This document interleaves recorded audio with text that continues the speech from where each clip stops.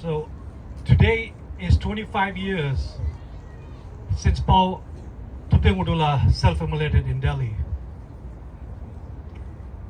And along with that, we've got over 160 self-immolations. And that was a message to the world of what the nation of Tibet and what His Holiness the Dalai Lama means to Tibetans. The media, the world kept quiet about it. Now, Tibetans are always considered as being kind, passionate, compassionate, and peace-loving people. But we also have our limits.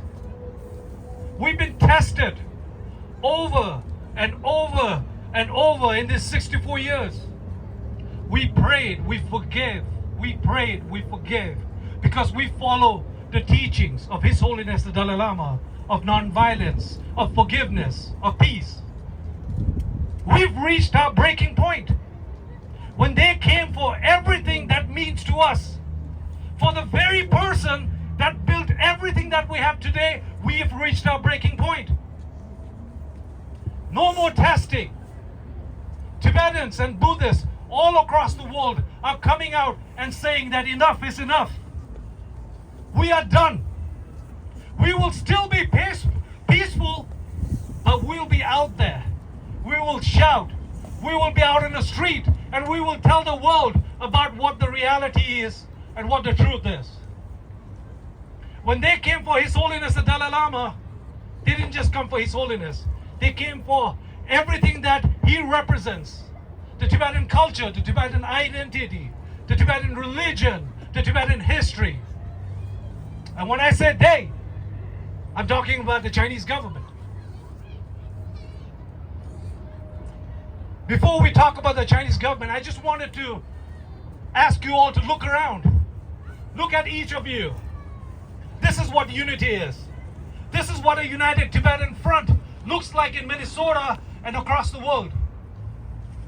Because when they came for His Holiness, they came for the very essence of what makes us a Tibetan.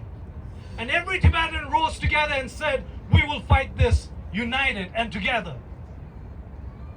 We have a whole new generation of young Tibetans who are now activists, who are stronger, more empowered, and who have more faith, love, and loyalty to His Holiness the Dalai Lama. And that is what the Chinese government does not recognize.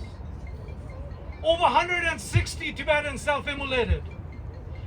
Tibet being disseminated, our history being destroyed, our religion being destroyed. Tibetan monks, nuns, our monasteries turned into concentration camps.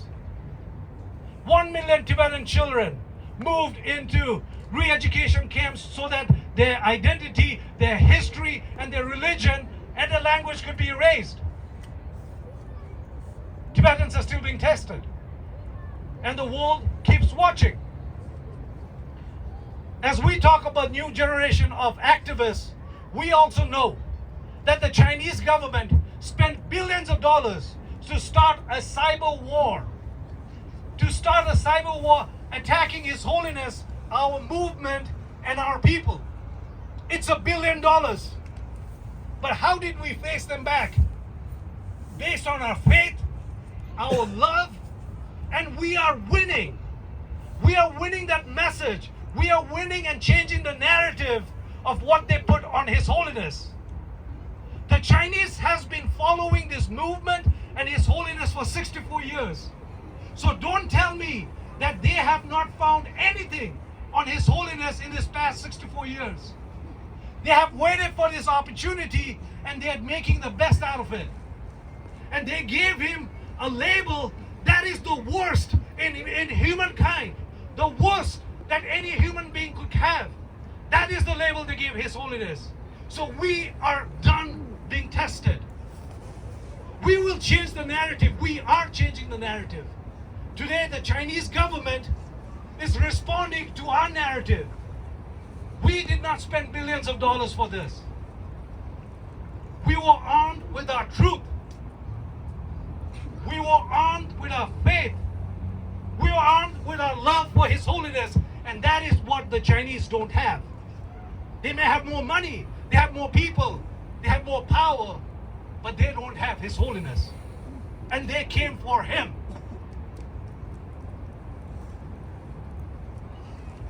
It also begs us to remember what the Chinese government means to our brethren, our siblings in Tibet. What does the Chinese government mean? His Holiness for 64 years has tried in every way to have dialogues, being in peace. They called him all kinds of names. But yet, His Holiness restored in peace with a smile, trying to build dialogue and some level of understanding with the Chinese government. And what do? They label him with the worst name any human beings can have. So the question we beg is it worth being with this Chinese government? Is it worth that they are taking our children away? They are slamming, disparaging His Holiness the Dalai Lama's name. Is it worth sitting and talking to this Chinese government? It begs for us to reason and question.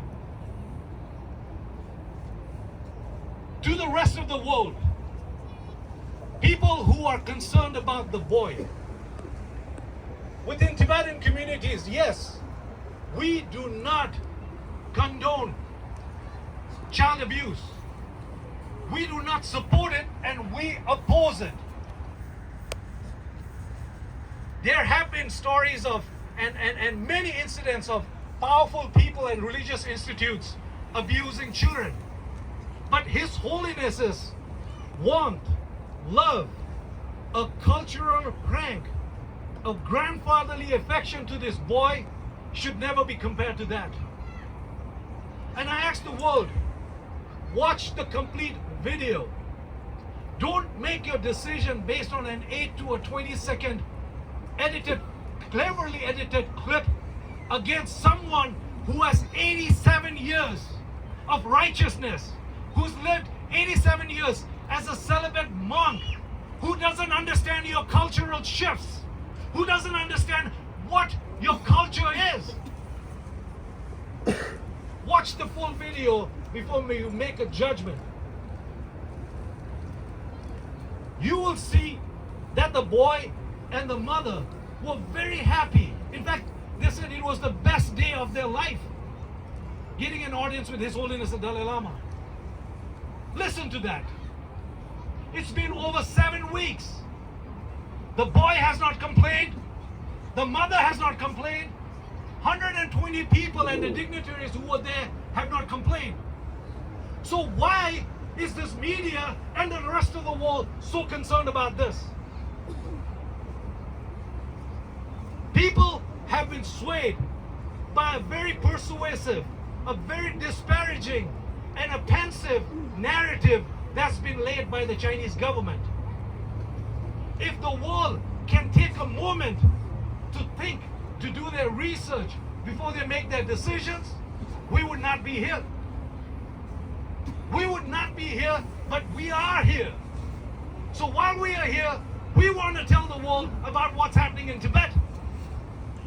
We want to tell the world how the Chinese government has been forcing His Holiness the 14th Dalai Lama to reincarnate so that they can choose the 15th Dalai Lama. An atheist government. We can tell them that His Holiness the Panchen Lama has disappeared and today he's